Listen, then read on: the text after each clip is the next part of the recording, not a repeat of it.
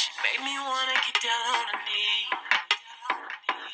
Yeah. She made me wanna share everything I own. Look in it. I was praying for 10, but I found the one. And no girl could. All right, everybody, welcome back to my channel. You already saw what to do. Hit the subscribe button. Give your girl a thumbs up. Okay, so today's video is definitely a little different than my past videos that I've actually put on YouTube. So as you can tell from the title, that I am going to be addressing a black woman's attitude. I mean, being a black woman, we have definitely got this stigma that has been placed on us that all black women just have an attitude, that it's just, you know, it's been going on for so long, and that men are kind of like, don't really want to deal with us because they don't want to deal with the attitude. So let me tell you where this stemmed from. Long story short, I was talking to one of my colleagues, a black male, and he was telling me that, you know, he's pursued, you know, black women, and he likes black women, but he was like, he's just, in the past, you know, it's always a struggle to get them to open up. He felt like, you know, they always had an attitude. He felt like he always had to put more in than what he was getting back. He was just like, he was just turned off in a way where he now wants to date white women. I had another conversation with one of my homeboys who was actually in a relationship, and he also said that the attitudes is just, it's beyond ridiculous at this point. He was just saying that, you know, he just doesn't get it, you know, it turns him off. He's talked to his friends about it, and everybody seems to have the same issues when dealing with black women. So I want to say this by all means. I am not here to justify an attitude, but I do want to address the women, African American women, and I do want to address the men. Okay, so first of all, men first. Let me just say this, that we don't have an attitude just to have an attitude. That what you don't realize is that in today's society, and for a long time now, a black woman has had to take on so many different roles, meaning that, you know, we've had to be the providers in the home, we've had to be the mothers, we've had to be the fathers, we had to be all these different roles that was once shared in a home. Now it's just the weight rides on the mother, rides on the woman. So I think that throughout the time, bitterness may be developed, anger, you know, may be developed. And I also think that a lot of times, for me, for instance, that it was installed in me even as a young girl. Like my grandma would always tell me, or my mom, you know, you don't ever pursue a man, you know, don't ever call a man too much. You know, a man's supposed to chase you, you know, you never open up yourself too much because, you know, he'll take your kindness for weakness.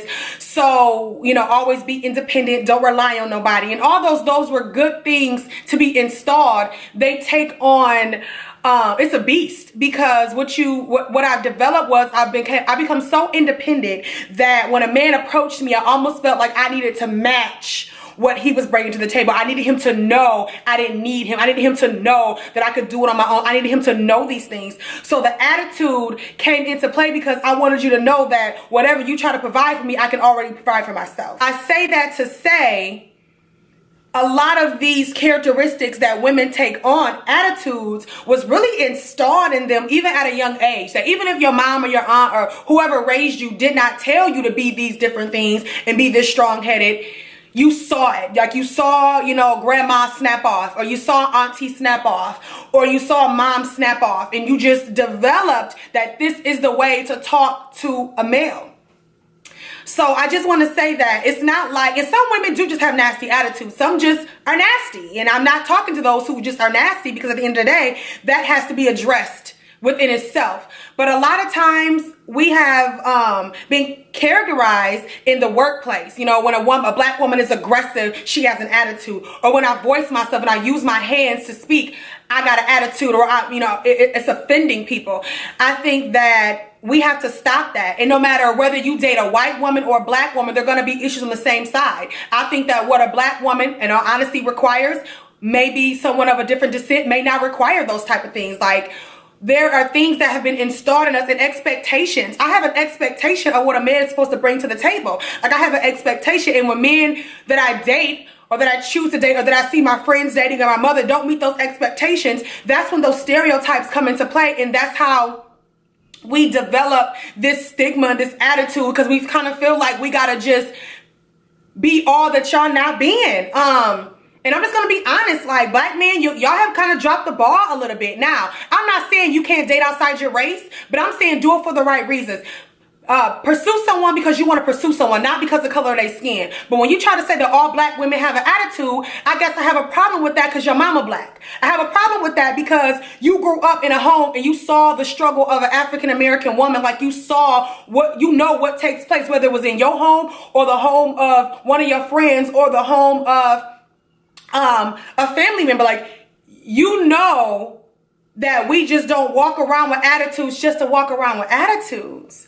So I just think that as men, y'all have to really check yourselves and know, what have I done to feed this? Now, it can even stem back, and I don't want to get all deep into history, but let's really, take it back to where back in the day, like my grandfather stayed in the home regardless of what took place. Like nothing drove him outside of his marriage. Nothing drove him from the home. There's no fight in black families no more. No fight in our black homes anymore. There's no fight in our families anymore. Like these men don't fight for these women. I don't know if it's just generation. You guys have lost the fight. You've lost the will to stay in a home and raise your family. You've lost the desire to hold on to something. But back in the day, men stayed in homes and they were the breadwinners. They were the providers, and women knew their roles.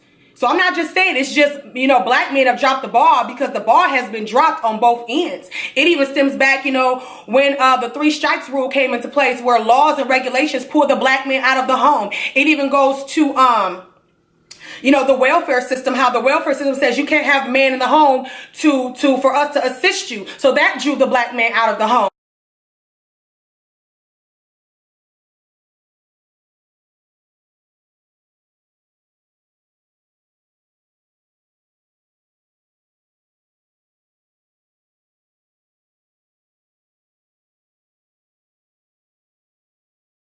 I mean, it's so many, the crack epidemic, like huge, and it's still huge. Like we are losing our black men to drugs and violence every single day. Like it's no coincidence that we are the #1 race that's locked up behind the prison bars. So let's just not say black women got an attitude just to say black women got an attitude. Like I kind of feel like that the attitude has not just because he gets on my nerves, or he's not doing this, or he's not doing that. This is generational. This is generational. And it really starts as a culture. As a culture, we have placed ourselves in these stereotypical roles, and it's time to come out. I say to all the black men that decide they don't want to date black women because of the attitudes, I would say, A, check yourself, right? Because that is a form of discrimination. B, love because you want to love, not because of somebody's skin color. And C, understand women. Like, where's the fight? Where's the fight for the black women? There's so many beautiful black educated women out here, and they are pretty much downplayed because our men have developed these stereotypical views in their mind, and they are not really fighting. They don't want the fight. They rather have something a little bit much easier. But we've been fighting all our lives. Like, how dare you? We've been fighting all of our lives. Does it always have to be a fight? No. So my next point to say is to the women, black women. Like, when I say this, I even say it to myself. We gotta knock it off with the attitudes. We got to knock it off with always having to have the last word. We got to knock it off with driving these men outside our homes. We have to knock it off with always wanting to prove a point and being so boisterous. Like, we don't always have to step in the line of fire in defense. Sometimes silence is the best killer. And I think that because we have developed this over time to where we have to, you got to get your life, and who you talking to, and you're not going to talk to me that way. And we have developed this mindset that needs to be broken. We got attitudes on the jobs. We got attitudes in our friendships. Can't nobody tell you nothing. You not teachable. You just walking around with a nasty attitude and expect people to accept it. It's unacceptable. Nobody has to accept your nasty attitude. Nobody has to accept my nastiness. And the truth remains is, whether you agree or not, either we're going to change that attitude and that stereotype within ourselves, or we're going to find ourselves alone. Because don't no man want to work all day, come home to a woman that's constantly nagging and making their lives so much more miserable. I just heard Sarah Jake say, she goes, you know, I was beginning to thank my husband for taking the garbage out. She goes, now to some women, that sounds ridiculous. Why would you thank your husband for doing his job, right? But what she was saying was, I had to thank him for taking out the garbage because somewhere a man took out the garbage and never came back in the house. That's where that saying comes from. One day he went out and took the garbage out and he never came home. So I say that to say we have to be thanking our men for the little things. You know, I'm a firm believer. I will always say, why I got to thank him for picking up his daughter, or why I got to thank him for doing this for his son? Because somebody don't have a father and somebody don't have no help. So I say, instead of always beating these men down for what they do or they don't do, we have to learn to be silent and let God be God. We have to learn our places. And I know we taking on so many different roles to where you sometimes got to be all those things. But even to the man that comes in your life that's supposed to be in your life, you're going to push him away with that attitude. He doesn't have to accept the fact that your baby daddy did you this way or your ex-boyfriend did you this way. So that's why I have an attitude. That's why I got to let you know. That's why you get the neck rolling and the constant smart mouths. Ain't nobody got time for that. The way you talk to your homegirls, you can't talk like that to your man. The way you talk to your homegirls, you can't talk like that to your boss. Like, it's time for us to really take responsibility for our own mouths. And if you feel you're justified in your attitude and your nastiness, then you should be by yourself. You should be by yourself long enough to figure out what you need to do to get rid of that. Because if not, our black men, it's going to be with all these white women. And I'm just going to be real with y'all. Now, the ones that choose to date outside their race, hey, I don't have no problem with it. You want to date Indian, Caucasian, Persuasian, Malaysian. Date whatever you want to date. But at the end of the day, we have to check ourselves. It's not just a coincidence that our black men say we got an attitude, that our supervisors say we got an attitude, that society has even said black women got an attitude, we just don't want to deal with them. Now, we can all come together and say this is why, and have a chart of reasons why we have an attitude. But at the end of the day, we have to be happy within ourselves, and we have to grow beyond that. We do. I am a woman, believe me. When I tell you something, I'm either experiencing it or going through it or went through it. When I tell y'all, I used to be so slick with my mouth. Like, I've had my pastor, my ex-boyfriends, male friends tell me, who you talking to? Watch your mouth, close your mouth. And at the time, I felt justified in saying and doing what I wanted to do because I felt like y'all try to take my, not everybody I just listed, but you know, sometimes we feel like men try to take our kindness for weakness. Sometimes we feel like if we don't voice ourselves, we'll get stepped on. But what I want to say to that is, in order to truly have peace within yourself, it takes growth. It takes accepting I got an issue, right? And it takes letting other people around you know that try to tell you that's okay. It's not okay. Don't nobody want to deal with no smart mouth. Don't nobody want to deal with no nastiness. Like, they don't. Whether you married, whether you single, or in a relationship. Like, we have to get to a point to where we accept the fact that this has to change about ourselves. I had to get to the point, and I had to get to that point being single, to know that the way that I talk to people, to men, I don't always have to be so boisterous and express myself in those ways because it does more damage than good. And the last thing that I want my daughter to see is that this is how you talk to a man. This is how you address your brother. This is how you address your father. With nastiness and with an attitude. Like, in all honesty, we have to really, really, truly address this. We have to really, truly address this. And, you know, and I say that in all due respect because I know how hard it is to be a black woman. I know how hard it is to wear many different caps. I know how hard it is not to get help. I know how hard it is to raise your children on your own. I know how hard it is to work a full-time job, go to school. Like, I know how hard it is to grow up with parents maybe being addicted to drugs. Like, I know how hard it is to deal with all the issues that we deal with. And at times, ladies, I know that it makes you bitter. I have been bitter at points in my life where it has truly stagnated my growth, and it has truly damaged really good relationships, right? I'm not just talking about relationships with men, just relationships in general. Because when you can't watch your mouth, it's hard. You develop pride, and it's hard for you to even to apologize to people, right? So I say that, you know, in the sense of it's time to grow.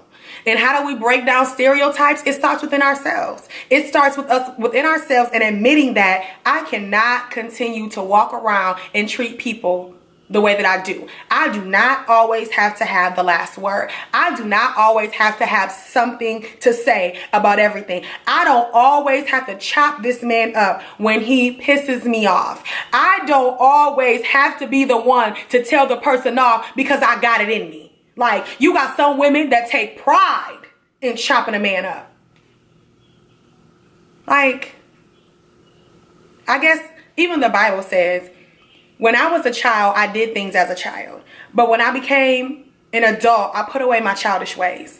So I say that it's a season for everything, right? You know, we're not going to be perfect in anything that we do. But what I am going to say is that it's time now that we start taking back control over our lives and stop living off the things that we have inherited through our mothers and our fathers and our aunties and our grandparents. Like, although those characteristics they installed in us was meant for good, it has really developed and transformed into something else that's really a hindrance on our growth.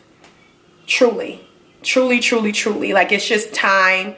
And really this message was really to just address us women. Like, because at the end of the day, men gonna do what they want to do. If he want to date whoever, he can date whoever. That is not gonna stop me from being a boss. That's not gonna stop me from getting married. That's not gonna stop me from getting my coin. That's not gonna stop the ministry. That's not gonna stop me flowing. That's not gonna stop the increase in my life because of what they choose to do. But what I'm saying, as women as a whole, we have to know that we can't just be going off, popping off every time we feel that we're justified to do so.